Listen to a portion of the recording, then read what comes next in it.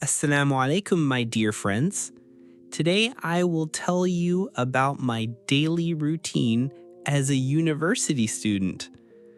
I wake up early in the morning for Fajr prayer. After making wudu, I pray to Allah and ask for His blessings. Then I read some Qur'an. It gives me peace and energy for the day. After that, I eat a light breakfast. Usually, I take bread, eggs, and tea. Then I get ready for university. At 8:30, I go to my classes. I study political science. My teachers explain many important things, and I take notes carefully. During the break, I meet my friends. We talk about our studies and sometimes about Islam. I try to remind myself and my friends to use our time wisely because time is a gift from Allah. After classes, I return home. I pray Zuhr Salah first.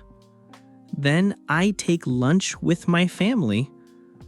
After lunch, I take some rest. Later, I study again for 1 or 2 hours.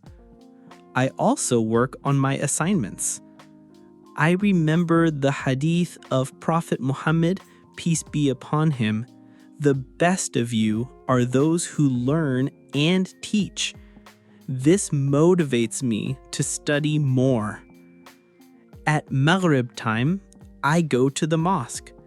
Praying in the mosque makes me feel happy and connected with other Muslims. After dinner, I spend time with my parents. I also use some time for English learning and reading books. Before sleeping, I pray Isha. Then I make dua to Allah to forgive my mistakes and guide me for tomorrow. This is my daily routine as a Muslim university student. I try to balance study and worship. Dear friends, remember, if we manage our time with prayer and study, we can be successful in this world and the hereafter, Insha'Allah.